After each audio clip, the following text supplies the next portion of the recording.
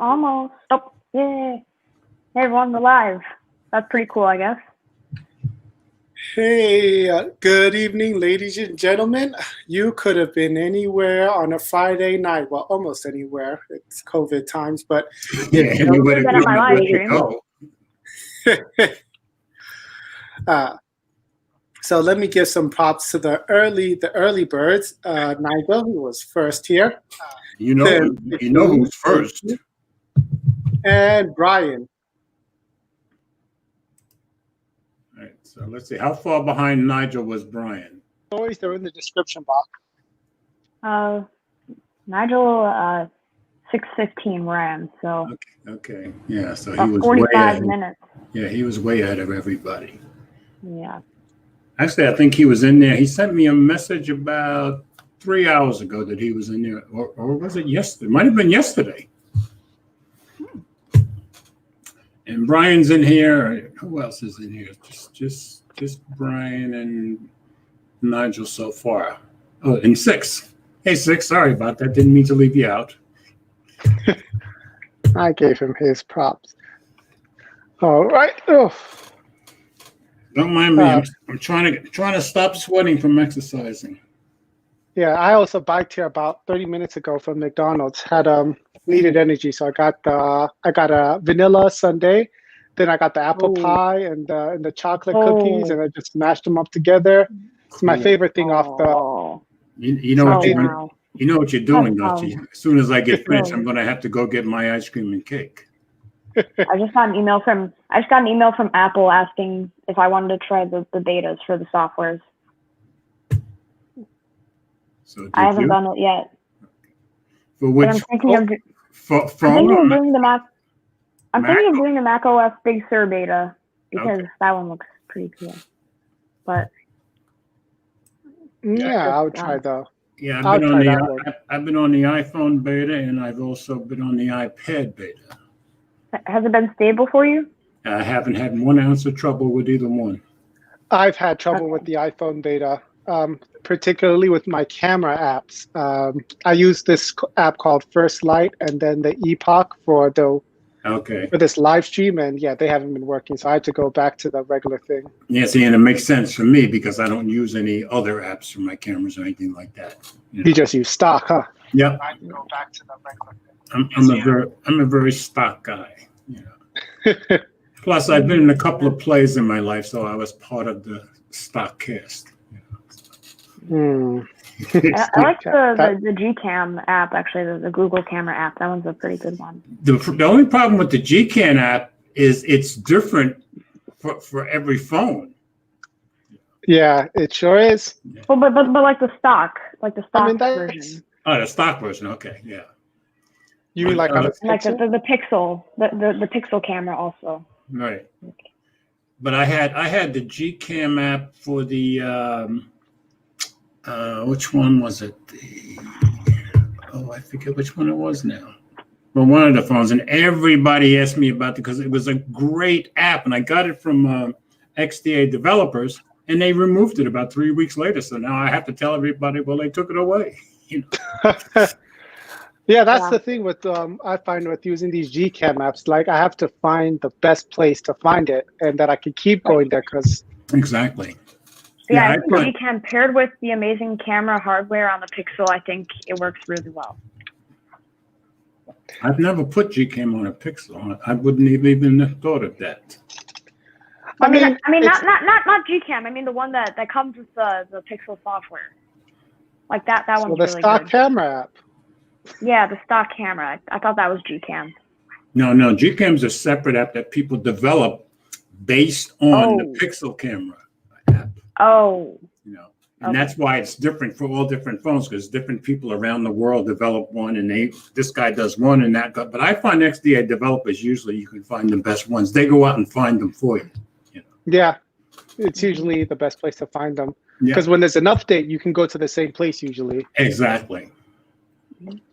Speaking of Gcam, the very first article that we're going to do is about the camera app changing. Yep. All right, I'm going to pull it up, and I will share it. And remember, you're in charge of getting it on the screen. So I've got it shared right now. Already, okay. Let me also get up my notes for tonight. Or you can just go to my website and you can get their notes there. Yep, that's what I'm doing. Your website? I'm going to do that. I'm going to do that every week. It'll be on mobilegreaser.wordpress.com. I'll just put all the show notes there. Yeah, that way you have the traffic. That's a great idea.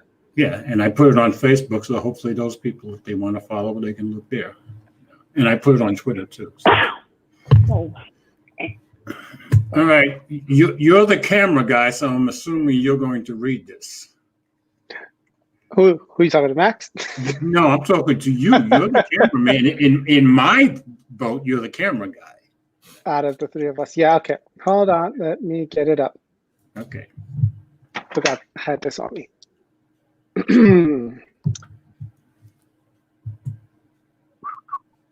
The Brian called it Gcaminator app. Gcaminator. No, Gcaminator app helps you find one for your device. I never heard of that. That's good to know, Brian. Thanks. Thank you. I'm going to try that right now. Oh, Let me just pull up this article. Okay, Google Camera 7.5 brings a much needed change. And my Google Assistant just got triggered. Okay. The latest version of the camera app for Pixel phones, Google Camera 7.5, is bringing some notable changes. It includes a change in the file naming scheme for photos, and it finally stopped saving portrait photos in a separate folder. The latest development comes from Android Police. Google Camera version 7.5 is switching to the prefix PXL, pixel, instead of IMG for image, for starting the file name. The change is said to apply to all photos and videos, including motion photos, night sight, clicks, and portraits. Coming to the much needed change, Google Camera 7.5 will now stop saving photos in separate folders. It is likely to be appreciated by everyone who uses the Google Camera app. To recall earlier, portrait pictures used to be saved inside individual photos within the DCIM camera directory. The new Google Camera 7.5 is side loadable on Android 11 betas. Okay. So only on betas, I would guess. When I read that, I was expecting that the Google Camera app would allow you to shoot in 24p, but I guess not yet. No, they haven't gotten that far yet, is my guess. But hold on, let me see this thing. Gcaminator. Gcaminator. Yeah, found it. Developer's name is Gran Turismo. Cool. I can remember that being a car guy. All right. Well, Max, what do you use for your phone anyway? What? Your daily driver. Oh, iPhone SE 2020. So I'm not even. But yeah, I do want to get a OnePlus Nord though. So I'm gonna try to find one of those on eBay because I can't buy one in the US. Well, they got OnePlus has the new one coming out soon in the US too. The 8T. If the 8T is reasonably priced, then maybe. But if I end up liking the Nord better, and if the price is, if it's not at an insanely high flagship price, then I'll probably get it. But otherwise, I just can't see it. Well, the one they just announced, or that rumored right now, is going to be the cheapest phone they've ever made. They're saying it's going to be around $200 for the 8T. For the new, I forgot the name of it. It was just somebody. For the next one in the Nord series, or that's supposedly the next phone that. Oh yeah, I heard about that. Is coming out with. So yeah, it's currently checking for my Camera 2 API status. Okay. It's not sure. I'm gonna check that on my phone because Jerome actually talked about it today in his most recent. That's where I heard it on Jerome's. TNT Joe-Fi episode. And for this LG G8X, it can't find Gcam for your device. You can go to the next page. OnePlus Clover. That's Gcam database. And look, oh wow, it's got a database. Oh, this is the interesting part for this app. It's got a database of all the GCAM maps for different devices. Cool. Yeah. I gotta turn the sound off on my cool. watch. And it's got the Android numbers next to them. That's cool. Yeah. So while you guys were, OnePlus, hold on, look at this. The Clover. I was checking. Probably in a if. Why? House rules. Come here, talking about. Ted. But so, in fact, while we are talking about phones, let's go to the next article. Okay, I've got it up. I already got it. I've got it. Thank you. Boom. Wait, Brian put a $200 for the Snapdragon 460. I hope not. That's the new OnePlus phone. 4 gigabytes of RAM, 64 gigabytes. Who's reading? I'll read. Okay, this one is from Android. Headlines: Sony forecast first profit from smartphones in years. This was a surprise to me. Sony has just published its Q2 2020 earnings report, and there are some positive signs for its smartphone business. The company sold 800,000 Xperia smartphones in the second quarter of this year. That's pretty good for this year. That's double the number of shipments in the first quarter. More importantly, despite the COVID-19 pandemic-induced global economic recession, the shipment number is down by just 100,000 units from the second quarter last year. That is pretty impressive. Mm-hmm. Sony's smartphone business has been on a downward spiral for the past few years. Yeah, don't we all know that? The Japanese electronics giant shipped only 3.2 million smartphones in the financial year 2019, April 2019 to March 2020. That shipment number is less than half the total shipments in the financial year 2018, when it shipped 6.5 million smartphone units. However, despite the poor show, Sony never lost hope and made some major changes to its smartphone strategy in efforts to return to profitability. It downsized its smartphone operations in several markets to reduce cost. The company also merged some of its consumer-facing divisions. These efforts seem to be paying off to some extent. Sony now expects the mobile communications business to return to profitability for the first time in 4 years when it announces the fiscal 2020 earnings report in April next year. The company believes lower-cost Xperia phones will make up a large chunk of smartphone sales this financial year. Flagship smartphones are apparently seeing lesser demand amid the global health crisis. Sony expects a rise in demand for high-end smartphones post this slowdown, though.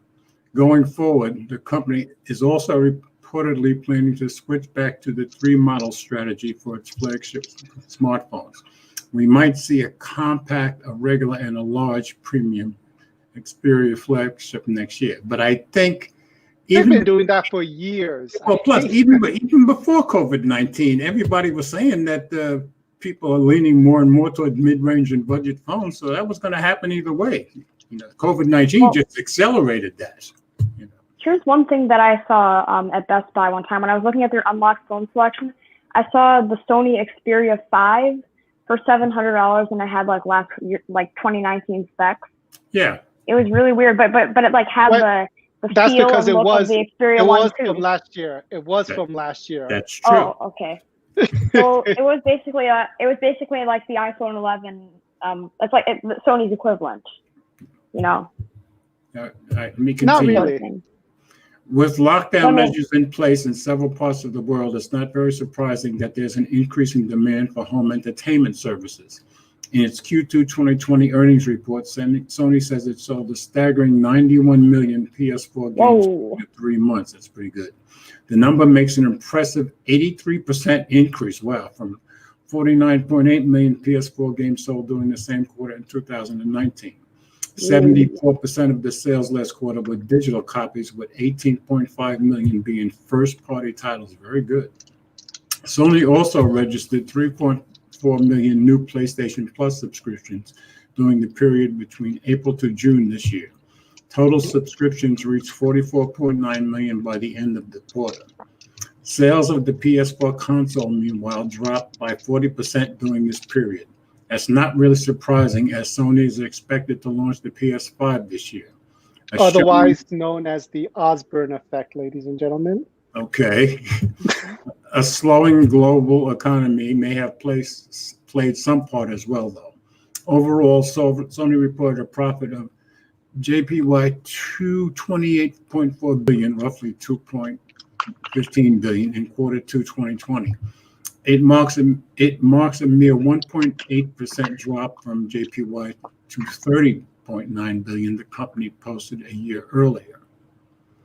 So all in all, I'd say they're doing pretty good, especially with PS4 sales. Yeah, 2020 has been very good to Sony. Yeah, it's been pretty good to Apple too for that. Definitely. But yeah, this is fine. That's good. Maybe they're gonna be more aggressive. Maybe they put some of that extra money to marketing now. Yeah, well, hopefully. I mean, I wouldn't mind having another Sony phone. I had a budget Sony phone 4 years ago. I haven't bought one since. So. What budget phone was that? The compact or? No, the Sony Xperia XA2. Oh, is it the? Oh yeah, with the XAs. I forgot about those. Yeah. So that's the thing. Yeah. And I still have it. I still have it over there. But hold on, let me try. Maybe. But I think you should definitely get this next story, Max, since you we're just talking about the Xperia 5. But first, boom. It's not that I hate leaks. I'm just not going to be the one to, put so much energy and waiting and effort over a leak. That. Like, you guys keep talking about it. I'm like, gosh, like, stop. Unless it was... I kind of like leaks, but I just don't put my trust in them, just like you. Leaks are what we call... But look at Brian's other comment. He says he's curious by leaks, but he definitely doesn't trust. And I agree with that. That makes perfect sense. I mean, you know those Pixel 5 vendors where there's like a weird kind of thing, like a camera module. There's no way that the Pixel 5 is gonna look like that. I don't think anybody knows for sure yet. There's no way. There's no way Google of all companies. The topic of leads. Let's go talk about something more certain. The next article, please. Like Huawei and ZTE losing their patent appeal cases with the UK Supreme Court. Actually, no. The one before that. What was that? What happened there? Are you sure? I have Huawei. No. The next one is Android headlines. The Sony Xperia 5 Mark II. You want me? That's not on George's website. Yeah, I listed these the way you sent them to me, and I don't even have that one. Can you put the link in the chat, Ted, and then I'll go to that. Because the next one on the list, in the order that George put it, was the Huawei ZTE. Yeah, I didn't have that on the list you gave me. That was a very short one for sure. Boom. Let's see. It's not on my thing. That's why I didn't have it. Yeah. No, I mean it's not on my. That's why I'm looking at Huawei ZTE patent appeal and all that. So are you going to pull it up, or are we going to go to Huawei? I'll pull it up. Okay. Yeah, just let me know, and can you put the link in the chat so I can get to it? No, I'll just cast it on the thing. Oh, you're telling me you need the link as well to read. All right, hold on. Let me go dual screen on this. Dun, dun, dun, dun.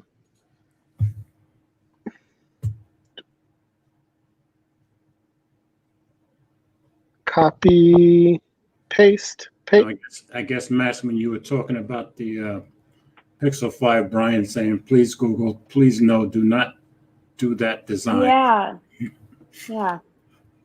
Google, of all companies, makes simple designs on their phones. Okay. All right, thanks, Ted. Now you can't click on it. You've got to copy it and paste it in. Okay. I know. Command V. And here it is. There it is. Oh, and there's a successor to the one I was looking at Best Buy. Oh, wrong one. Wrong screen there. The phone in the picture, though, actually looks pretty good. While he finds his place, look at you, Brian. Look, you guys are begging, please, Google, please. You guys have not learned your lesson from the Pixel 4. Pixel 3 when they did that god awful bathtub, and we knew about that thing 6 months ahead.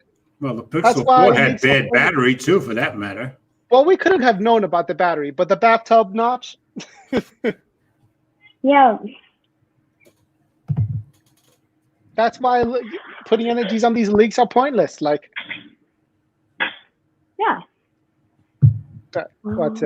You there yet, Max? Are you there Yeah, yet? I'm on the website, but it doesn't show up on George's screen. But should I start right now?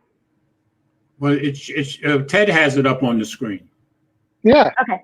Anyway, exclusive: the Sony Xperia 5 II Android smartphone leak with full details. The Sony Xperia 5 II is shaping up to be a pretty impressive device from the company, and we have just about every detail about Sony's new flagship smartphone. Android headlines can confirm that the Xperia 5 II is a flagship smartphone from Sony. It won't be announced at IFA next week. Instead, Sony will announce it on September 17th. Sony Xperia 5 II will support a 6.1-inch display with high refresh rate. So it'll support a 6.1-inch Full HD Plus HDR OLED screen with a 21.9 and 21:9 aspect ratio, as Sony is continuing with the cinema-wide marketing for its phones. And that also supports 120 Hz refresh rate with 240 Hz touch scanning rate. That means Sony is the latest to join the 120 Hz club. Welcome aboard. Those wondering just how big the Xperia 5 II is, well, it's still quite compact, with dimensions of 158 by 68 by 8 millimeters, and that is almost identical to its predecessor. Sony managed to shave 0.2 millimeters off the thickness. Wow, well done. That's quite a bit. Under the hood, the Xperia 5 II is running the Snapdragon 865 chipset, notably not the Snapdragon 865 Plus, 8 gigs of RAM and 128 gigs of storage. Sony is keeping the micro SD card slot here, allowing users to expand storage. Naturally, since the Snapdragon 865 chipset is running the show here, this is going to be a 5G smartphone. Sony has equipped this smartphone with a 4,000 mAh capacity battery, and there's also USB-C PD for fast charging available for quick top-ups. Headphone jack. Surprisingly, it has a headphone jack. Even more surprising, the first Xperia 5, released last September, didn't have one. Style points for Sony there. Camera setup looks promising. One of the biggest questions with Sony smartphones has to do with why their cameras always lag behind the competition. Sony makes some of the best mirrorless cameras in its Alpha lineup, and it also supplies the majority of smartphones with its sensors. Yet the Pixel and Galaxy smartphones always seem to outperform it. Last year, Sony made a big deal about its Alpha team working with its mobile team to create some epic cameras. But that wasn't the case with the Xperia 1 and Xperia 5. The Xperia 1 II released earlier this year was incredible, so the Xperia 5 II may follow in its footsteps. On the back side, there are 3 cameras. This includes an ultra-wide, wide, and telephoto lens. The first camera is a 12-megapixel camera with a 1.7 aperture. This is a 24-millimeter lens with an 82-degree field of view. The second camera is a telephoto lens. This is also 12 megapixels and has an aperture of 2.4. It's a 3-time zoom lens, so don't expect any crazy zooming out of the Xperia 5 II like some of Samsung's newer smartphones. And finally, we have the ultra-wide lens, which is also 12 megapixels. It supports an aperture of 2.2 and a focal length of 16. This has a pretty wide field of view at 124 degrees. That is wider than the LG Velvet ultra-wide at 120 degrees and the newly announced Note 20 Ultra, which is also 120 degrees. On the video side of things, users will be able to record in 4K HDR up to 120 FPS. Wow. Meaning that you can film slow motion at 4K HDR, which is rather impressive. There's also OIS and EIS for video and optical steady shot, which is Sony's name for its hybrid OIS/EIS stabilization in video. And it's done. That's it. Yeah, and here's some beautiful.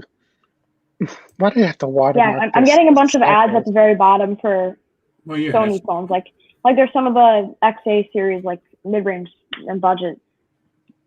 Ooh, are there? Xperia I can get an Xperia XA in lime gold for $79.99, and It looks pretty good, but I'm sure it's an older one that has older specs and all that. So I'm not And the gonna lie. XA wasn't a great performer. I remember that. I didn't have it. Yeah. That's why I didn't. That's why I got the XA2 instead. Do you know how much it costed when it came out? Because I just saw it for $80. Do you know? I'm thinking it was like $299. I thought it was 3 something. Ooh. I'm not remembering for sure though. All right, now the next story is going to be the Huawei. Am I right? Yeah, that's right. Yeah. Thank you. Oh. Thank you. And now is that you that put that up or me? That's you. Okay, good. All right, so you're going to read this one or me? What's the next story? You get this. Well, it was okay. It was Ted, George, me, and so I guess. Okay. I got it. All right, so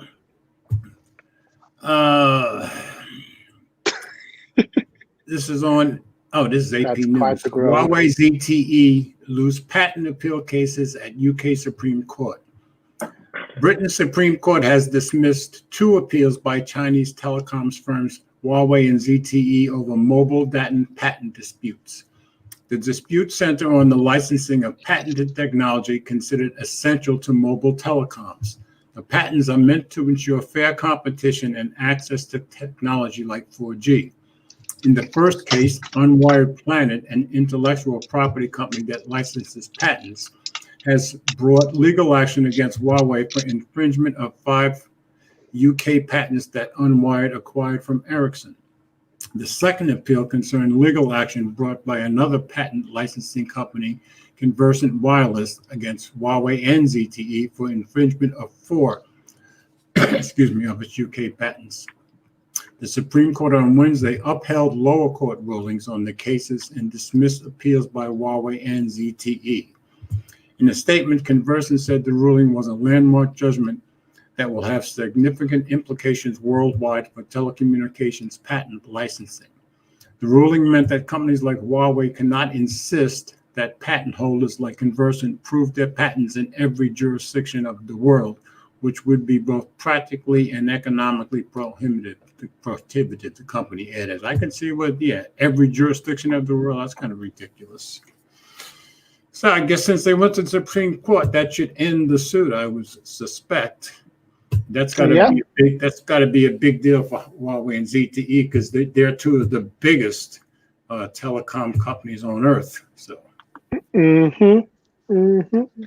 But funny enough, though, now that I think things actually might be taking a downturn for Huawei now. Oh yeah, and I can't remember where I heard it today, but there's another. They actually sold pretty well, though. But the U.S. banned them from working with TSMC, so they couldn't make their chips through TSMC. So they'll have to go with the Chinese competitor. I also heard today that India is about to ban them also. Yeah, they were the first to ban TikTok, and we're going to follow soon after. Yeah. Yeah, I think TSMC is the best. What was it? The mobile chip maker. Yeah, mobile chip maker. I remember that because I think it was for like the iPhone 6. They manufacture iPhone chipsets. Yes, but this was before your time, Max. It was for the iPhone 6. There were 2 different variants or 2 different versions. One where the chips were made by Samsung and another made by TSMC. And because before the 6, Samsung made all of Apple's chips, or was it even earlier than that? Because Samsung made a lot of Apple's earlier chips. For sure. But the point is, even though they were the same model iPhones, the TSMC performed better because they were actually bigger. So I guess size matters for chips. Yeah. You know who makes my chips? Lay's and Doritos. Oh, now that's right up my alley. That's right in my territory. Those are my chips. Oh, all right. What's the next? And I think TSMC also does Qualcomm for their Snapdragon, or they might manufacture on their own. They manufacture. Okay. All right, Ted, you wanted the next story, right? Yeah. Okay. I wasn't sure what the story was about, so I'm glad you're taking it. Was it the one about the Fairphone, or was that Or is that just a Fairphone. link that they threw in there? Oh, No, Fairphone. Oh, could you actually hit that Fairphone, please? I licked the accessories page. My bad. Oh, you mixed up with the accessories. I thought that's what you wanted. Okay. All I right. linked the wrong thing now. It Because was they me. did I linked- release a new Fairphone, which was like one of those things that you could take apart and replace with other stuff, right? All Was it a right. modular phone? Yeah, It's not really module. I just put up what you gave me. All right, I went back and got I guess the one you want. It's there now. Is that the one you want? Is it that one? Yep, The 3 that's Plus. the one. Okay. Mm-hmm. All right, all yours. Yeah, so guys, this is just a Is that a public. modular phone, or is that just a normal one? Because the modular phones have failed a lot. There are no modular phones. No, this is just, it's not modular. It's just easily repairable. Although, actually, no, Oh. that's not true. Technically, wait, let me go on to announcing this post. Yeah, so the Fairphone, the newest Fairphone has just been released. I forget who the makers are. Could you scroll down, George, all the way to the bottom so I can see the company name? One thing I can say right off the bat is I do not like where they placed that fingerprint scanner on the back. Look at that. All right, I'm at the bottom. Where Yeah, I see it. I see it. I just saw copyright Fairphone 2020. Oh yeah, so that's the company's name, Fairphone. Yeah, I knew that. Yeah, got it all over the place. But yeah, actually, yeah, that fingerprint scanner is a But bit look at the high. placement of that fingerprint scanner, though. Well, maybe I think it's the phone is not so big, so it's right where your hand would go. None of it. Is it? If you have big hands. They should have moved it a little bit lower, like just a little. I don't know. Like I almost want to take it and put it like maybe a couple centimeters above the logo. Like I don't know if it's an 18:9 aspect ratio. Well, then that would be harder to reach. Mm. You would have to turn around your phone and tap it. Well, anyway, so this one was actually made for people who want to use their phone for a long time, and they're able to do this, but replace the components should anything happen to them. It's not modular. It's just easily repairable. Oh. Huge difference. Yeah, for sure. But yeah, so with this Fairphone, everything is sustainably sourced as Fairphone claims. No conflict minerals or metals went into manufacturing this phone. Tell me where you want me to go on the page. Yeah. Actually, there is one thing that's upgradable. Go ahead and click on Discover Camera Upgrades. Okay. This arguably might be the only modular thing about the phone. Camera upgrades. That looks interesting. Yes. Can you just go ahead and scroll down? Or just click on Buy Modules. Go ahead. Buy modules? Yeah, buy modules. There's, from what I saw, there were two different, there you go. There's like two different modules. There's the camera, there's the camera that comes with the phone, which is the Fairphone 3 top module.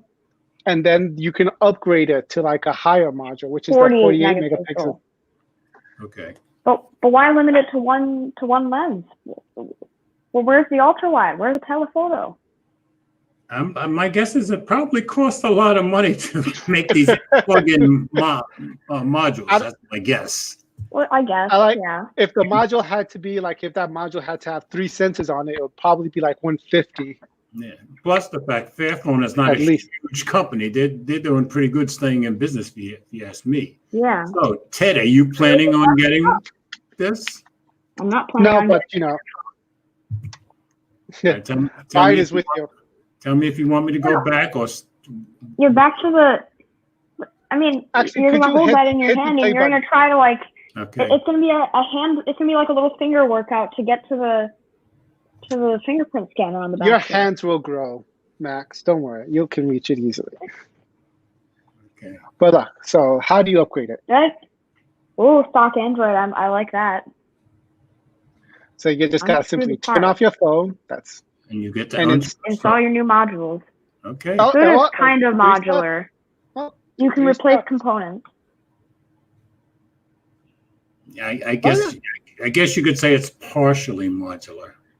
You can only upgrade the camera. Well, that's if it's better than everybody else, though. That's pretty cool, I think. Yeah, unfortunately, not available in the U.S.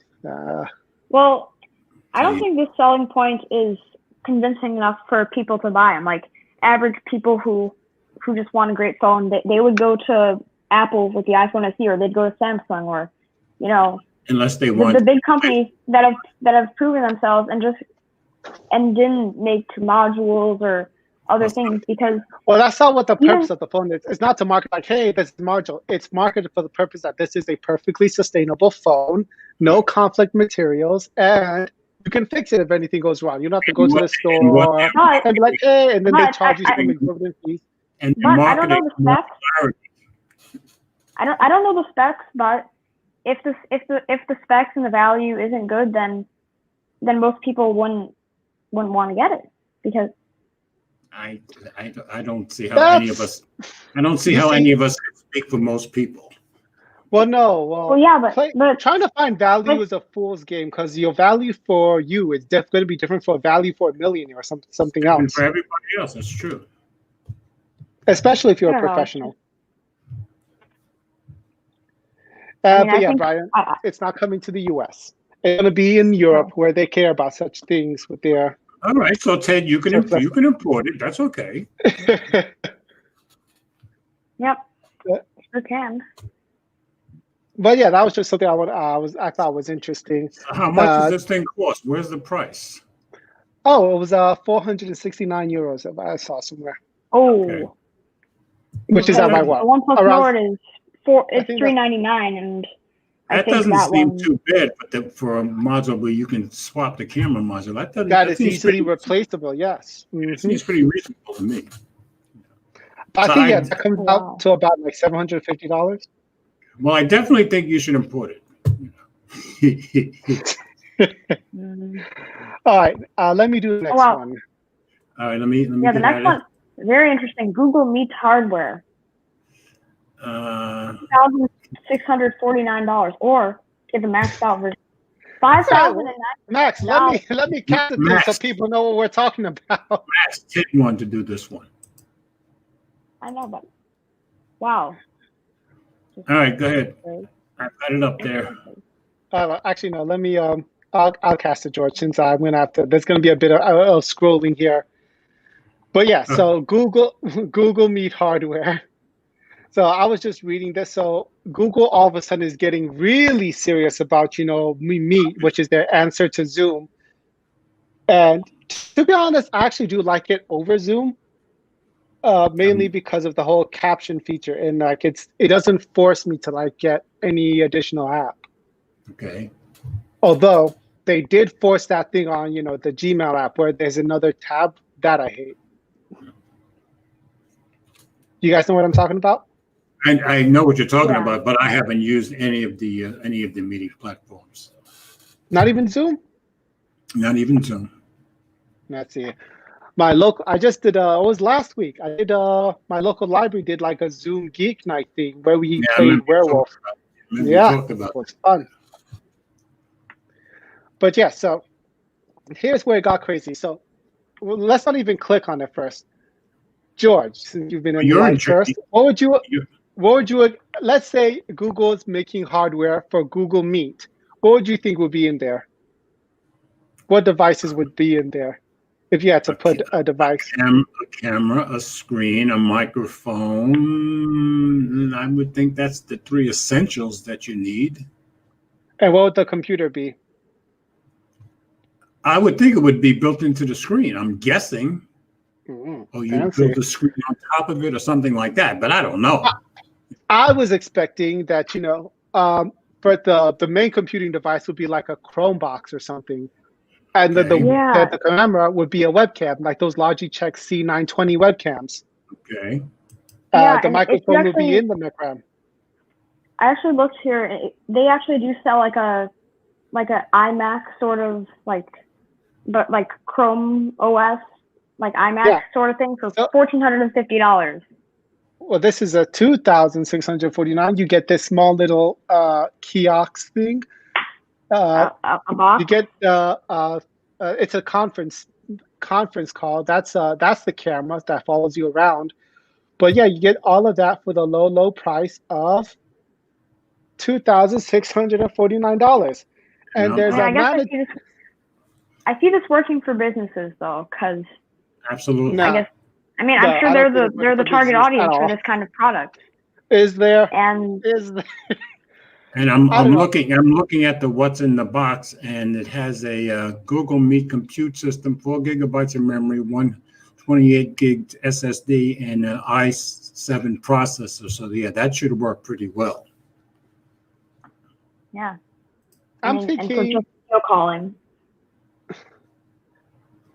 Let's see. There's even the starters kit, and look, okay, Yeah, there it is. Chrome-based. That's what I was talking about. That's what I was talking about for like the Okay, iMac. And that's a let's lot see. cheaper. And Let's that's a see. whole lot cheaper. What do we got? 1.9 gigahertz, 23.8 inch touchscreen, USB-C, HDMI, USB.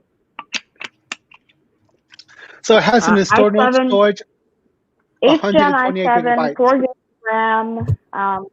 It looks about the same as that one we were also looking at. 128 gigabytes. 128 gigs, 1.9 gigahertz speed, all in one. $1,500. Yeah, that's a lot cheaper. No, you'd be better off getting an iMac. Like, really. You'd be better off Really? getting an iMac. Cheaper, better specs, and you get more use out of it. I'm doubting the cheaper, but Yeah, me too. What do you mean? Like, they have like a 21.5 inch for $10.99. It's $14.49. no, they do. Look at their website. Yeah, they do. And I don't know how much it is for the 27 inch. It might be more than this, but Wait, but Yeah, does and- it have an i7 processor? well, it has an i7. Well, you can get an i7 No, processor, but no, it doesn't. Yeah, not for that But- price. here's something Not we for didn't talk about here. 1,500. This is an 8th gen i7, so that's like the 8th gen i7. The new iMacs are using 10th gen hardware, so And how much would that cost with 10th gen i7? I mean, clearly, listen, I don't know why I'm playing devil's advocate for this device. I mean, I actually agree with Matt. It is a hell of a lot for just conferencing. I agree. But as a business, exactly. my guess was you'd go with this over iMacs for everybody. With Core i7 processors, of course. Yeah, I don't know. I would think for $1,500, you can get your conference. You can find cheaper conferencing options.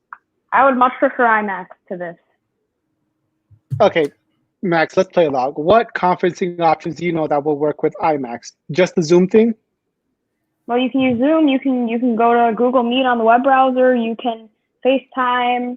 That's a Mac only thing. All right. So you have an iMac for business, and because it's for business, you also have to pay Apple for their technician services, or you'd have to pay someone in your company to look after the IT in there. Then you have the Zoom cost on top of that, which for a business I would imagine is like what? I don't know, actually, maybe $100 a month. Why would I need to $50 pay a month? for business? Why would I need to pay for the business version? For Zoom? Yeah. Well, for if Zoom. it's for free, you can only Zoom for like 4 hours a day, I think. No, actually, for the free version of Zoom, it's like 2 hours, maybe even 1 hour. Okay, I stand corrected. So obviously, if you have 7, 10 people or more in your company, that's all probably going to be Zooming at different times in the day. You're going to have to pay up for their business license. You need it available. You need it available all day long. That's true. I still stand on the side of the iMac though, because you're going to get a better experience than this, and you're going to get more functionality out of it, and you have options which video service you want. You don't want functionality. You want something that's guaranteed to work each time. But if you can pay less to get more, then you would pay less to get more. Yeah. You're thinking like a consumer, not a business consumer. But you could use whatever video platform you want to use. You can use Google Meet. You can use Zoom. You can use FaceTime. You have options. This, you're restricted to Google Meet. And I mean, look at what they have on the screen there. That isn't even Chrome OS. Like, that's some special Meet OS or whatever that is. That's guaranteed to work. Like I'll be So it's a using web Google. browser. It's not even a web So browser is because you Zoom. can't really web So is- browser. It'll so is- let you so is access your FaceTime. calendars and whatnot. I don't know. At one hand, I think it is a lot because I'm thinking, the same markets for this sort of device are schools because they already have like the Chrome OS infrastructure. But for them to Sure. pay $1,500 on top of that, I'm like, because I'm not Yeah, really seeing something that's made for classes. There's also Windows for education, in case, because I'm sure most students, at least I'm sure, would be used to Windows, and Windows would give you again more functionality than Chrome OS. And at this point, it's just going to become Windows versus Chrome OS battle, and we all know that Windows will win those. So that's that. I don't know. You could tell I'm not a big fan of Chrome OS. Why? It gives you ghost war stories of being in class. It's kind of What? like talking to Tolosa Tech, only younger. Is it because you use Chrome OS at school? That's what I'm asking. Well, my previous school used Chrome OS for 1 year that I was there, but before that they used Windows. But So is that why you're not? they had. Well, it's not that I'm not used to it. I know how to use it. I actually had a Chromebook is that why for you're like. not a fan? Is that why you're not a fan of Chrome OS? Well, why I'm not a fan of Chrome OS is limited apps, and like I guess it's fine for tablets or like things that don't require as much demanding tasks. But there's no way that I'm going to use that for my desktop operating system or for my computer, my actual thing. There's barely any apps. Everything works in a web browser.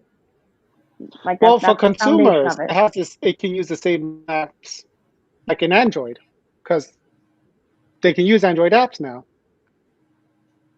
Well, sure, but I mean, you could get an Android emulator for your PC, and then. Okay, now we're just in the weeds on that one. That's a lot of resources. Anyway, next article. I'll get this one from the Flabrob. I can't even say this. George, could you help me with that one, please? Flabrographer. Yeah, sure. Fujifilm. It's about Fujifilm. George, could you help me out with the things? I got it. Thank you. Flabrographer.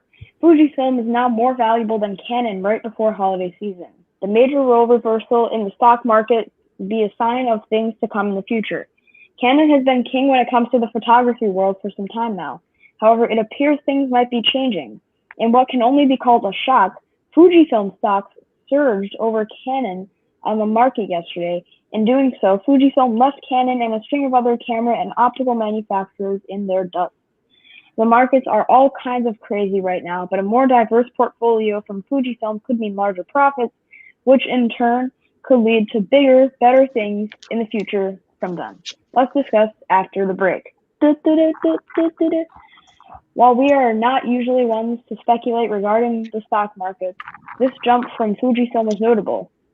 A big part of this jump in their stock is likely due to their involvement in medical fields.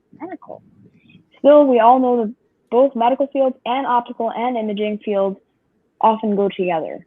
Look at that. Look at that compared to Nikon and Canon and Panasonic. As you can see in the image above, the jump over Canon is pretty significant. While it's not listed here, the value of companies has shifted too. Fujifilm has a value of $18.79 billion, while Canon's value has dropped to 18.18. This, from what we've been told, might be the first time Fujifilm's worth has been greater than Canon's. That in itself is a significant milestone for the company. We're not really surprised here. Besides the medical division, the Instax division has always done well.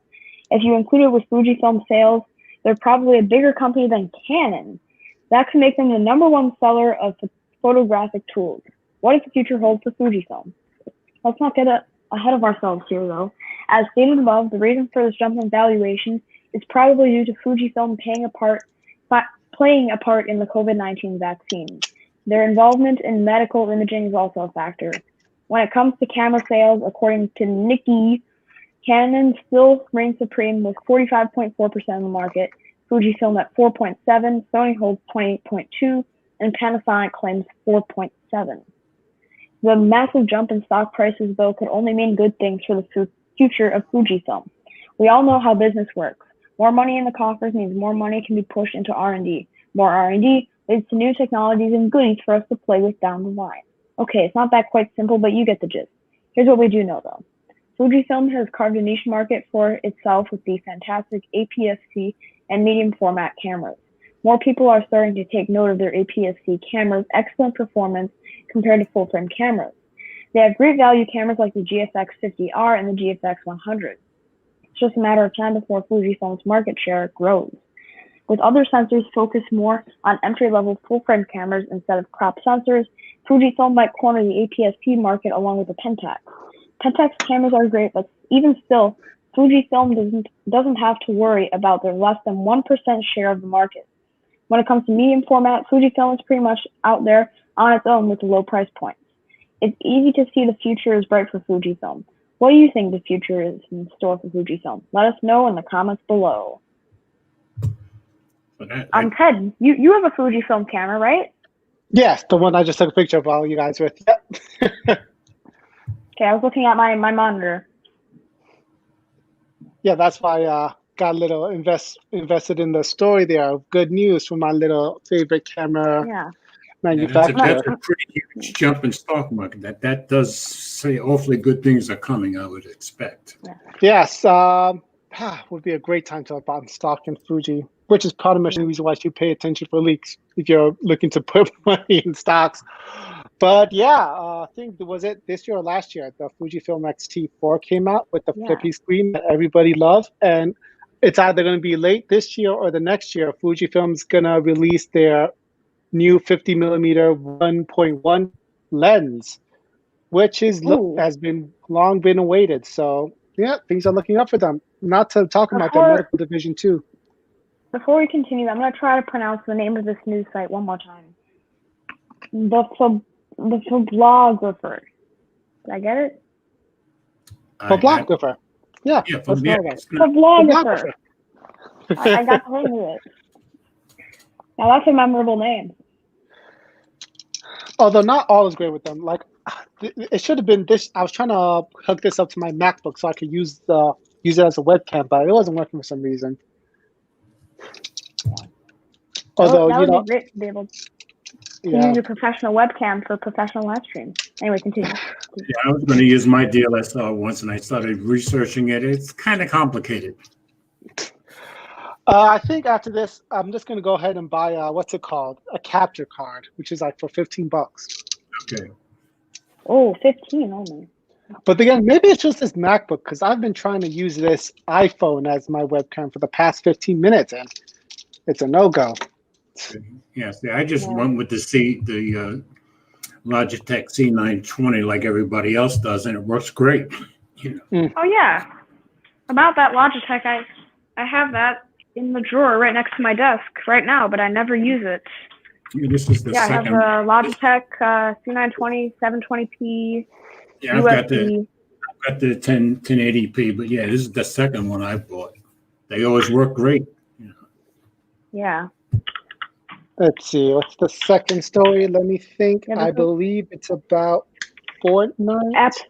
App Store principles and guidelines. That's on the list of stuff. Yes, the App Store. Okay. The App Store. No, actually, no. Actually, let me get this one. What's the story? You want the Fortnite story first?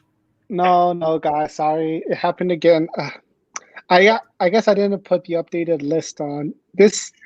This is actually brand new story. This is breaking news. Sorry, guys. Breaking news. I'm putting in the link now. Breaking news, okay? Copy. Paste. Well, it's gotta be TikTok or Apple. Those are the two hottest stories from today. Yeah. Nani? I have Apple's App Store page opened up right now. But yeah, I thought the Walmart and Microsoft wanting TikTok. That was the hottest story I saw. Walmart about that. Yeah, Walmart buying TikTok. Wow. Well, Walmart along with Microsoft. Yeah, both of them collectively. Do you guys see that story in the chat? I just posted the link up. Yeah. I haven't. What does Walmart want to do with TikTok anyway? Walmart wants to compete. Why do they want in on this? Because they want to compete with Amazon. Who's the two biggest? Who's the second biggest online seller in America? Oh, it's Walmart. Alibaba. Which social media platform does Amazon own? Yeah, it's Walmart. They want to compete with Amazon, so it's a smart move for them if they can make it work. Does Amazon have a social media platform to compete with? To compete with TikTok? No, I don't know. No, Nope. but Trump doesn't like Jeff Bezos, so it wouldn't go through. And I think he does like Walmart. I think. I'm not sure though. But look at that, Brian. Walmart will use TikTok for nonstop ads. You get your Of course. you get your cringe whatever. And But yeah, hey George, this one's for you. Go ahead. You get your cringe and your $100 off iPhone 11 with qualified activation. Okay, let's see if I can pull this up. Okay, Sorry, this story just came 2 hours ago, so that's why I wasn't on the list. I can understand that. Some gadget guy. No, that's an easy name to pronounce. One of my favorite people. Matter of fact, I just sent him a compliment today, and he thanked me. On what? On his comparing the which two phones he Pixel 4a with the iPhone SE2. Yes. Yeah, I just thought he did You an had me hold my breath there, George. I just thought he did an excellent job with that, and I said, Oh wow, he's got some cool merch. Did you see his merch? oh yeah, I've actually bought one of his books in the past. Books that he's written. Too, right? He has the mega pickle mug and Boca is not pronounced Boca, and it says Boca means mouth in Spanish. He has an earlier book. Maybe he doesn't have it on there anymore. But I bought a book of his about the first book he wrote. Yeah, I had that too. My favorite one of his for news. My favorite merch that he has is the headphone jack endangered species. All right, I've got it up whenever you're ready. All right, take it away. It's all you. All right, so this is from some gadget guy. Folding up influencers. How Microsoft is gaming influencers and algorithms with the Surface Duo. I've written several editorials voicing my concerns about popularity algorithms and the responsibility of reviewers. We can't escape the fact that online content creators need to be compensated for their work. YouTube and Facebook-style algorithms are designed to manipulate viewers into staying on a platform as long as possible. That's true. When those two objectives meet, it creates an echo chamber of reinforcing cycle of confirmation bias, which highlights and celebrates the most popular opinion. Any product outside the algorithm's zeitgeist is dismissed as efficiently as possible. Precious few smaller volume sellers have successfully broken through this popularity trap. What's a manufacturer to do? Play the influencers game against themselves. Microsoft recently sent out the first wave of review devices for the Surface Duo, but it shielded it behind one of the strictest embargoes I've ever seen. That's true. Have you guys seen any of those videos for the Microsoft Surface Duo? Yeah. None of them, MKBHD, none of them, or Mr. Michael Fisher, they're not allowed to open it up even to show you the software. It's amazing. Whoa. They couldn't turn it on, but they could show you the device. They just couldn't turn it on. It's totally normal for manufacturers to stage content for reviews. An early embargo is often relegated to unboxing, setup, and first impressions. Once the product is shipping to consumers, then we get a second stage for more in-depth reviews. Microsoft has taken this idea one important step further. The Surface Duo's early embargo is locked to unboxing. I've yet to see a video where the product was turned on or used. There isn't any. Numerous first impressions touting the engineering and the brilliant hinge design. Yeah, that's true. MKBHD absolutely loves that hinge. And that's about it. Tech subscribers on YouTube got a shotgun blast of Surface Duo hinge commercials. That's true. The criticisms facing the Surface Duo are obvious. I wrote a counterpoint editorial to this pre-review bashing for Windows Central. Chipset battery NFC camera. We know where the Duo might perform poorer than similarly priced single-screen phones. The popularity algorithms demand a narrow view on what phone can be successful, and that we have to cater to the largest audiences. We're even seeing editorials complaining that the Duo might be built too well. I haven't seen that yet. Microsoft is now too fanatical about making a mobile productivity device. For all the areas where the Surface might succeed, incredible design and pushing the boundaries on software, we already know what the online reviewer deal breakers will be. We know the Surface Duo won't be reviewed for what it is, a niche product device. It'll be compared to more popular gadgets, which will win the implied recommendation. That's true. Better luck next year, Microsoft, maybe Gen 2 or Gen 3. Microsoft's reaction to the influencer markets is a little bit brilliant. If the online tech community has become this predictable, why not play directly into how an influencer operates? Getting early access is critical to a challenge, popularity, growth, and monetization. If you want early access to the Surface Duo, you have to play by Microsoft embargo rules. If we know techies will grow about chipset, camera, NFC, and battery, then lock those categories out of the first wave of videos. There are some folks grumbling about design cues like larger forehead and chin bezels. I've heard that. Lock that out too. In fact, let's really play this safe, and no one should even be turning the Duo on in their videos. What's left to talk about? The premium build and hinge design that probably would have been casually disregarded in a full review. That's how predictable tech reviews has become. It wouldn't have mattered that the Surface Duo has a revolutionary hinge design that we've only seen successfully implemented on laptops. That's true. That wouldn't be worth it enough to justify a higher price today. The Galaxy Fold hinge was about the only part of the phone that wasn't universally praised last year. But Samsung is more popular, so reviewers will seek out the positive for Samsung. Everyone has already decided the Duo is too expensive, so an even better industrial design still couldn't be worth it. But now we have something a little different. A whole collection of videos where all the presenters have to talk about is a pretty box and pretty design. Microsoft made influencers focus on the signature premium hardware feature of the phone. Speaking of pretty design, look at iJustine's studio setup. That is very pretty. Oh, she got that on lock. Okay. Well, she's been doing this. She's been doing this a while. Well, game recognized game. All right. Sorry, George. Go on. This play has a secondary benefit. YouTube weighs the timeliness of a topic in a popularity score. If you take your time to craft a well-researched, in-depth review detailing the lifestyle of a product after using it for a longer period of time, your hard work will often be wrecked by the algorithm. That ship has sailed. We move on. The earlier video scored well. The demand trailed off. We're done with that topic. Try a fresh trending topic if you want your channel to go faster. The first wave of Surface Duo videos, pretty box, pretty hinge. This is the intense product commentary control, casting a huge net for potential customers to find the phone with a popularity YouTube host glowing about the packaging experience.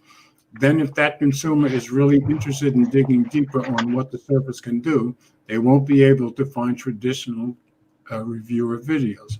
The most visible video detailing how the phone actually works comes directly from Microsoft. That's true. Someone looking for more info on the Duo will probably land on the presentation hosted by Panos Panay, emotionally demonstrating some of the more powerful features of the device and the software Microsoft has been working on. I thought that was one of the best presentations I've ever seen. I really did.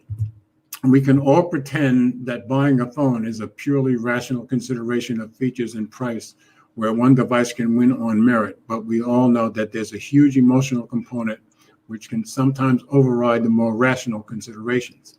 Appealing to that emotion is critical for broader success. An average consumer casually looking up a Surface today will find the glowing unboxing and might land on Panay's passionate product presentation. There's a lot of positive feels. That's a lot of positive feels in a short period of time. Subsequent videos on the Surface Duo will still score decent traffic. Teardown and durability videos will certainly perform well. You can count on that. We just know that thanks to YouTube, the bulk of the views on a new gadget happen early. It's such a simple adjustment to the normal review embargo, but it's a critical application of strict rules directing the conversation where Microsoft wants a discussion to go. It's a little bit brilliant. I agree. Microsoft has definitely got a big plan, a big trick up their sleeve with this whole embargo thing. Well, this whole strict. Well, we'll find out how it works in about 2 weeks when I have mine in my hands. Yeah, you can just tell me directly. Well, when you get yours, you're buying it as a consumer, not being sent to it as a tech reviewer, so you can say whatever you want without Microsoft being on your back. Well, I'm also a tech reviewer at the same time, whether Microsoft knows it or not. Well, but from Microsoft's perspective, like they're not sending you one to review, and they're not going to give you all these rules. Well, they can't. You mean embargo? They're only going to send them to people like MKBHD and Michael Fisher and people like that. All them. And they've earned that. I always say, you can say what you want about big reviewers. They earned their way to where they are by hard work. So exactly. Yeah. Why not? I'm just thinking about Lou being the exception, but Lou? Yeah. Unbox Therapy, Lou? Yeah, that one. How is he the exception? Well, maybe you have to give credit to the scam, but he got the most subscribers because of that whole iPhone thing. The iPhone vending thing, yeah. But keep in mind, he was around for years. He worked his way up to even that point. Yeah. They all put the work in. True. He did put in work. He just got his hands dirty. Needlessly. Well, if you remember the videos, he said when he first did it, he didn't expect it to break the way it did. But then once he found out, he cashed in. Now he's got people that work for him in his own building. More power to him, to me. He advertised it. What do you mean? After he realized what he had, yes. And he cashed in on it. I think that's just smart. You don't think that's just smart? No, I mean, it's smart. Tom Sawyer is smart when he tricks kids to pay kids to paint houses that he was supposed to do. Yeah, I just thought he did a brilliant job there. So. Are we going to do the App Store one? watch it almost every day. So.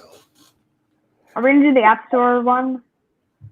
Yeah, we are. I'm sorry, George. I was looking for this video by Microsoft developers where they were talking about how the Microsoft Duo can be used for development, but I can't find it anymore. That's weird.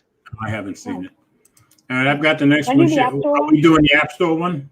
Okay, I've got I'll do the App Store one, and then you can do the Fortnite one. The App Store one? No, that's private reading. Let's go to the next one. We're not doing the App Store one yet? We're not doing the App Store one yet. No, we don't. Oh, okay. All right, so we're doing the Fortnite. Teddy, you taking it or is Max taking it? Yeah, let Max take it. Okay. All right. Track with the story. For me. All right, I've got it up there. All right, this is from The Verge. Is splitting into two different games because of Epic and Apple's fight.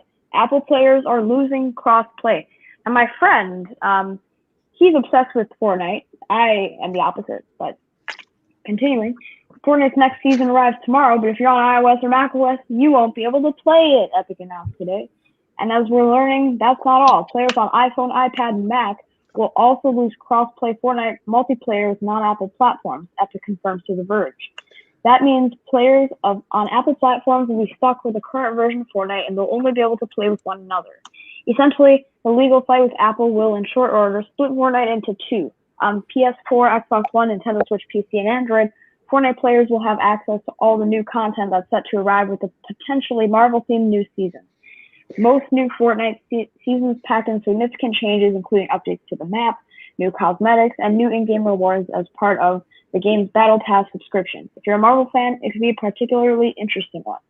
On Apple devices, though, players will miss out on all that new content. The game will basically be in stasis.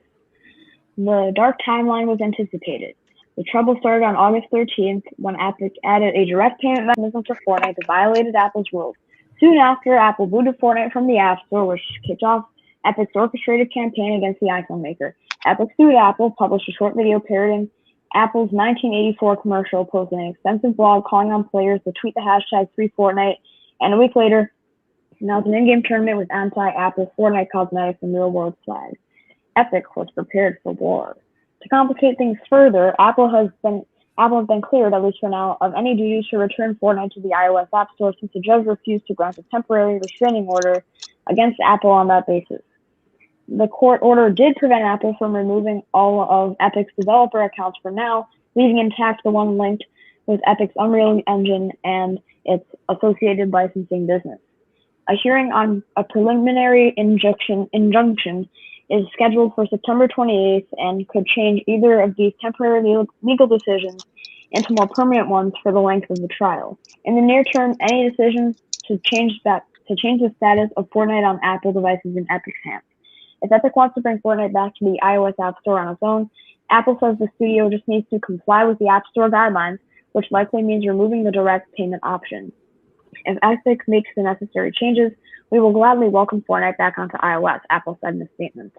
Apple wants you to know that it's Epic, not Apple, splitting up the Fortnite community in order to make its point. Epic made its counter-argument to that today in an update in FAQ.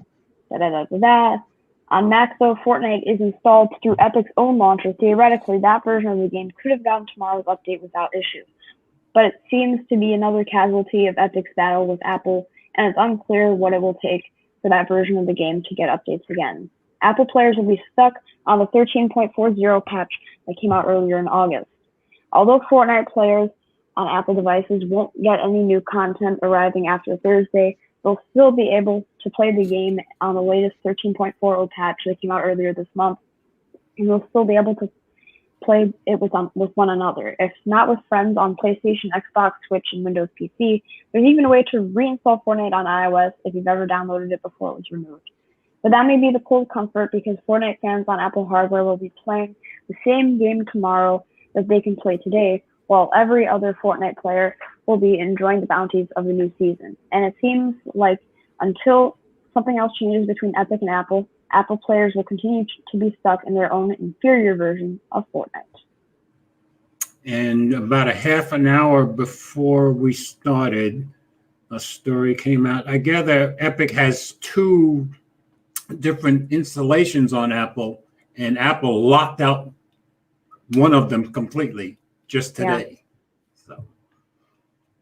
So Epic still has access, but they have to use their other account. And yeah, regarding the TRO order with the temporary relief order, Apple was talking about removing Epic's developer license, so that would have affected everyone's use of the Unreal Engine. Exactly. But the judge was still saying that Apple couldn't do that, but they could still keep Epic out of the App Store, Fortnite out of the App Store. And the judge was clearly of the opinion that it was Epic's fault because it was Epic's actions. I agree with the judge. Yeah, exactly. It was Epic's fault. I agree with the judge 100%. Yeah, me too. Epic disobeyed Apple's rules, so they get the consequences.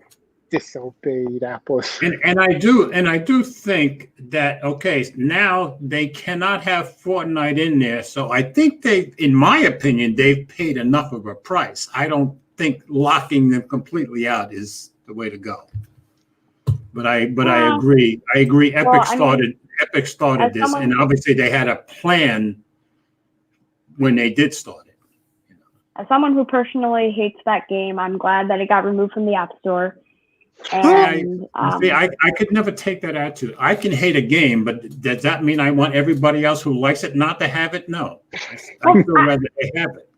I mean, the people who like it already have it, and it's not going to be deleted from their iPhones. They're still able to play it. It's just except they won't get any updates. Yeah. Okay. So yeah, I'm just not a vindictive person. I can't be that kind of vindictive. Only time the old Jersey in me comes out is if I get into a physical fight. Then I'm vindictive.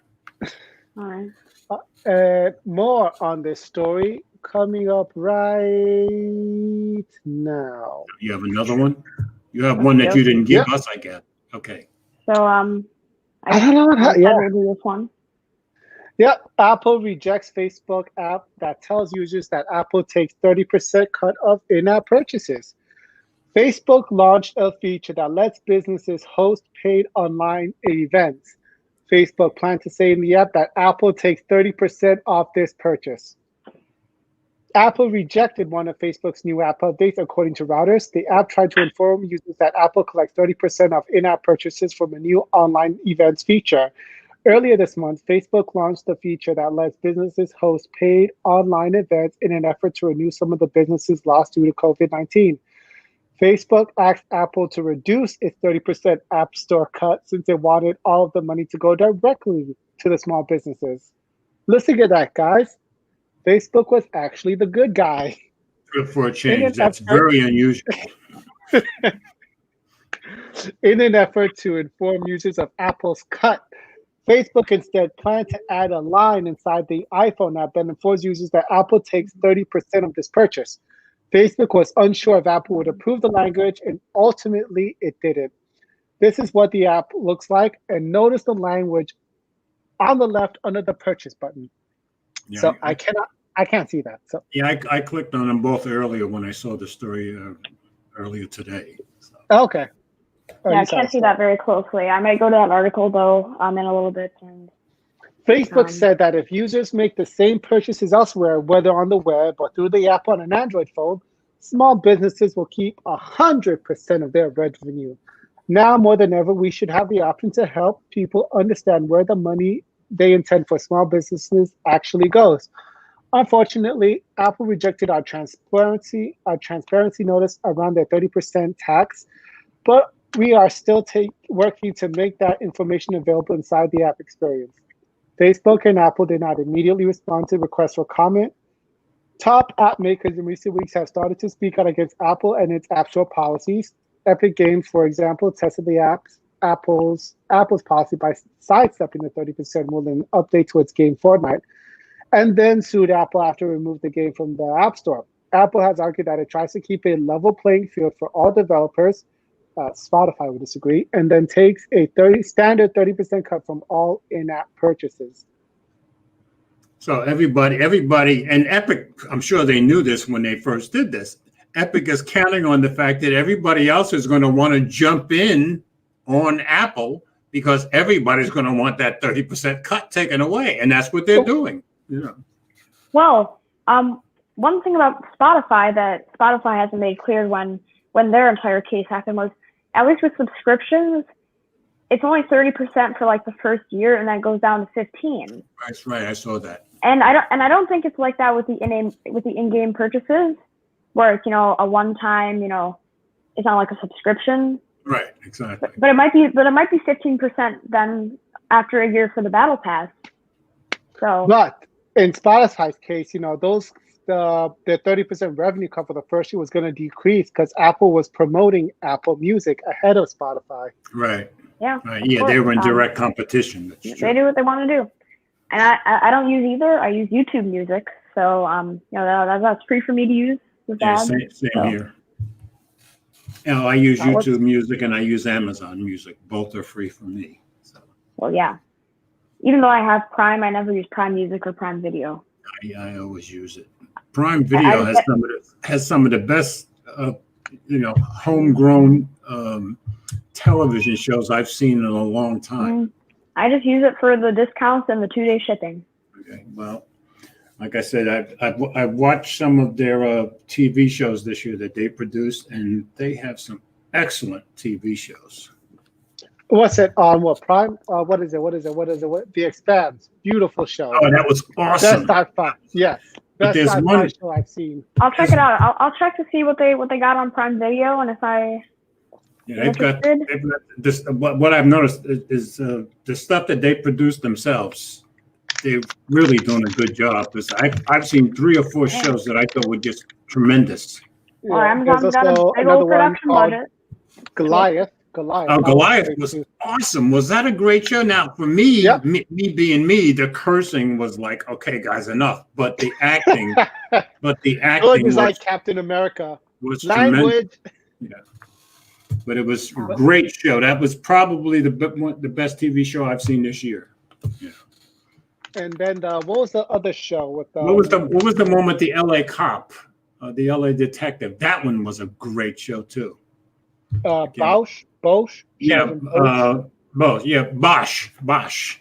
Yeah, Boy, I haven't that watched was a that one. terrific show too. Another one with a lot of cursing, but it was great, very well done.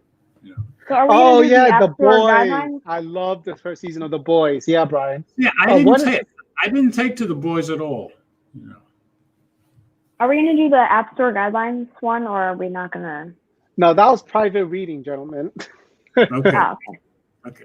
But Well, I don't know why you guys are like siding with Apple on this so much. Like, like regarding their, like, you guys knew the rules or whatever. Like, I'm siding with Apple. I'm not and I'm proud to do completely. this. I am generally siding with Apple, but I do think I'm they'd proud be to- wrong to remove them from the store. I think they paid the price that they paid. This is not a price to pay for me. I think I'm removing glad that- Fortnite is a huge thing. I mean, Fortnite is one of the most popular. I think what they games in the did world. was, I think what they did was a good decision for business and for punishing them for not following their App Store guideline rules. But when you don't apply a rule or you're cut universally, then you realize that just opens up people's eyes that it's arbitrary. Well, it's not arbitrary. It's a matter of who you're making a deal with. And But- I mean, I'm sure You they'll can't find say Apple is doing a level playing field when it's not a level playing field, and you're treating other businesses differently. I'm sure that Epic, business, just you're like allowed to do Spotify, that. I'm sure that Epic, just like Spotify, will find a workaround to the problem. Because in Spotify's case, they just made sure that nobody could sign up on the phone, and you'd have to use something else that won't charge money to Apple. That's subscription. Yeah, for the subscription, but I mean, you got the Battle Pass. That's a subscription. But I think the fact that Epic Facebook makes money is from involved the now, one-off purchases. I think because Facebook is involved now, whether we hear about it or not, if Apple does any giving in, I would bet money it's Facebook that puts that pressure on them, whether we know it or not. Yeah. Oh, how about what's it called? WordPress. When Apple caved into WordPress. Well, they didn't cave in. They tried to double cross WordPress and they couldn't get away with it. What happened? Yeah, they caved in. They re-reviewed their app. They was like, our bad. Yeah, they were kind of forced to. So, and I agreed 100% with WordPress on that one. For those of you guys that don't know, on their about page on the WordPress app, WordPress showed all their tiers on their subscription, but they didn't actually show like how much they didn't show prices or like give you the users the option to purchase those tiers.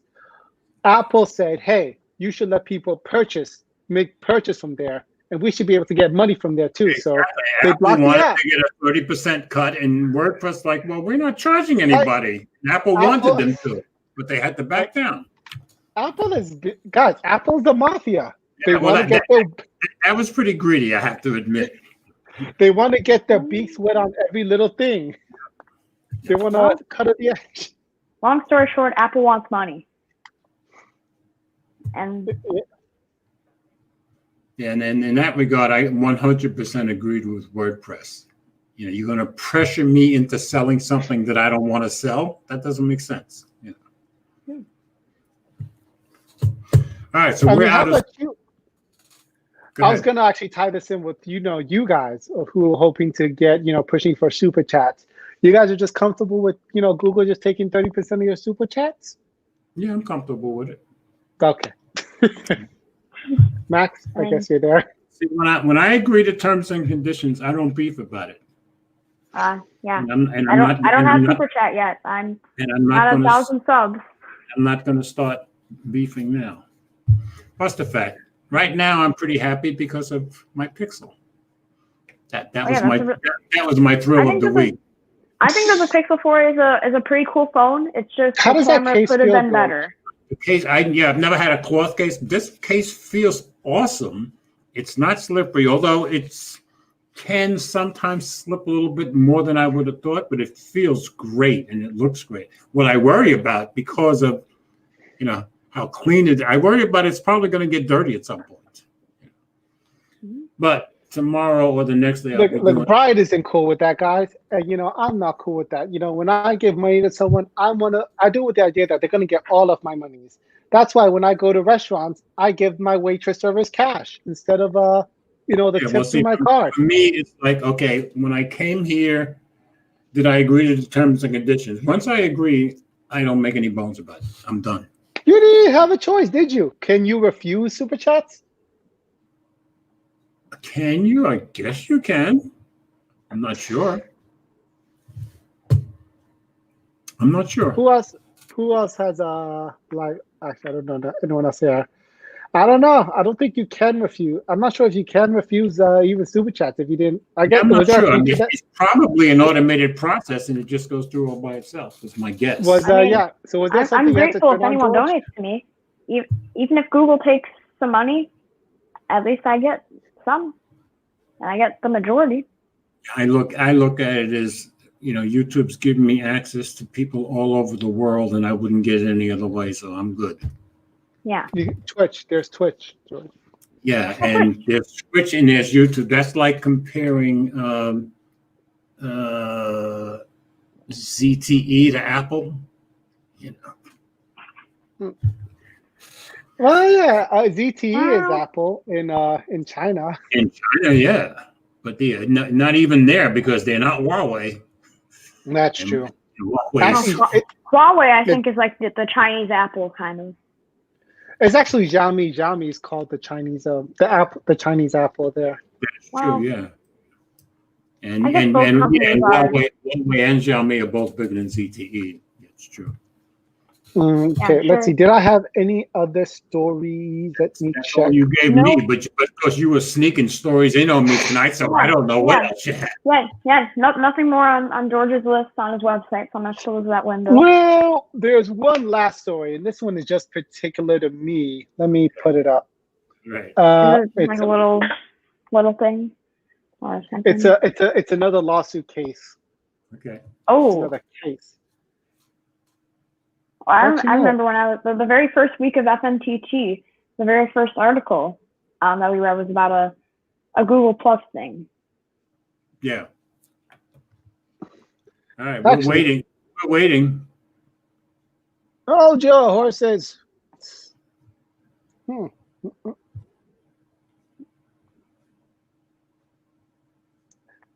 see, this is why I don't like using my MacBook. Because says I make a buy me a coffee link and get all of the money. Oh, looks like the story is not going to run, so I guess I'll just tell you guys word of mouth. Okay. Yeah, the hidden story is what I'll call it. Okay. Was the Google Maps litigation with the Google local guides, which I am a member I of. haven't even heard about that. You remember? Yeah, it's actually really old, but I think it was from 2018. Okay. For level 5 members or level 4 members, Google was offering 1 terabyte of storage. Oh, So Free? for Free? free. It was on the like prizes thing. It showed that it was for free, Okay. but once they got it, a few months later, it was realized that hey, it was actually just for 2 years. Oh, okay. So and people thought they were under the conception that it was theirs to keep. The terabyte storage was theirs to keep. They thought it was lifetime. Yeah, and the problem is once you have like a terabyte of storage, you're comfortable filling it up. So like it's going to be darn near impossible to get back that storage. I have a terabyte of storage on this machine I'm sitting at. I have 128 gigs SSD storage on my MacBook. So Yeah, 128 gigs as well. I'm actually looking for other options. I don't know what I'm going to do, but yeah, I'm probably gonna pick up like a 1 or 2 terabyte SSD, an external one, and just put all my YouTube and YouTube video related stuff on that. Because then I can carry it along with me. I can plug it into an iPad or something like that, or another computer if I need to edit on the go or something, or if I need to edit with somebody else's computer. I don't know. Oh, but yeah, back to the case. 1 terabyte SSD. That's a big old thing. That's a big old thing. That's an SSD. Wow, that was like RAV power. Yeah, I did some research on all of them before I bought it. Is it also an external power pack? No. Because the RAV power usually makes power packs. Yeah, they do. Oh yeah. So back to the case. Apparently, They're going through. They went through mediation. The Oh, mediation wait, failed. so they started a suit. Yeah, class action suit.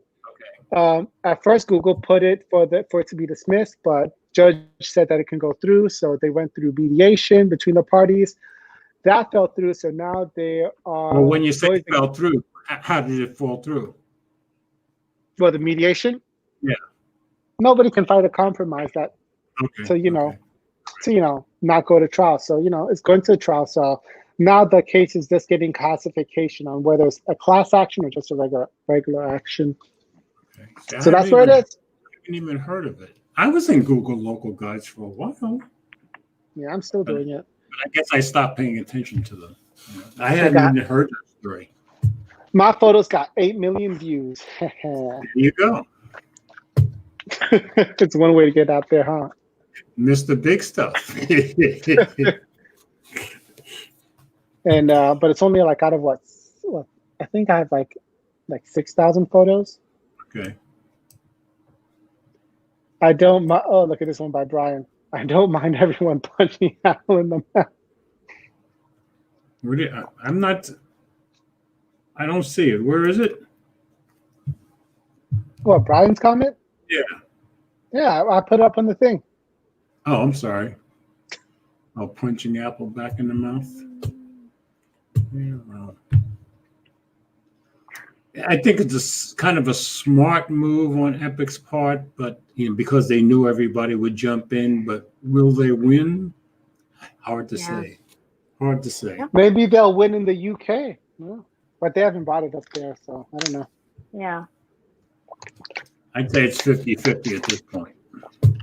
But don't you see the hypocrisy of this? Like, the tax on businesses in the U.S. is about 30%, but Apple doesn't even pay that. So, and then they make businesses in their app pay 30%. But as a business person, if you as a government are offering me discounts legally, why would I pay more?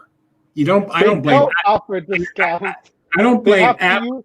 No, they're going to pay what they legally have to pay. Now, politicians are fixing it so they don't have to pay as much. That's the politicians. That's not on Apple. Any business person is going to say, "Oh yeah, I'll pay less." Any business person. Well, he has no business being a business person. So whenever the big companies are getting some kind of tax breaks from the government, I never blame the big companies. I blame the government because they're the ones who put those laws in place. Apple and Google can be as big as they want, but they don't make laws. So who's to blame here? Well, and that's one of those things where I think it doesn't matter what party you're in. Politicians are part of the politicians. Yeah, that's true.